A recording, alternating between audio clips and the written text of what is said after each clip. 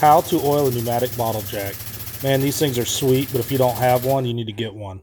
But it's really important. Anything pneumatic, you got to oil once in a while because there's a lot of seals and gaskets in there and they start wearing out. Not so much from the air, but the moisture in the air starts eating all that stuff up. So first thing you want to do is disconnect your air hose and get you some air tool oil. Sell this stuff just about everywhere. Lowe's, Home Depot, your local hardware store. But if you don't know where to get some, I'll post a link in the description to the brand I use. It doesn't require a lot of oil, normally just a couple drops. But it's important to remember you have to press the trigger down and keep working it in so it actually gets to the gaskets and seals you're trying to lubricate. Once you have seen the oil up in the air chuck disappear down to the trigger, you can go ahead and reconnect your hose. Once you've gone ahead and reconnected your hose, you can go ahead and start giving it some air. Go ahead and run it wide open for a few seconds.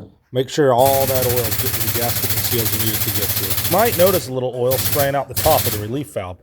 That's fine. That means you got plenty in there. In the case of my bottle jack, it was extremely dry, so I'm decided to add a few more drops and do the process over again. You might have to do this once or twice just till you get enough in there to really protect everything internal. Once you're done, disconnect your hose, and thanks for watching, guys.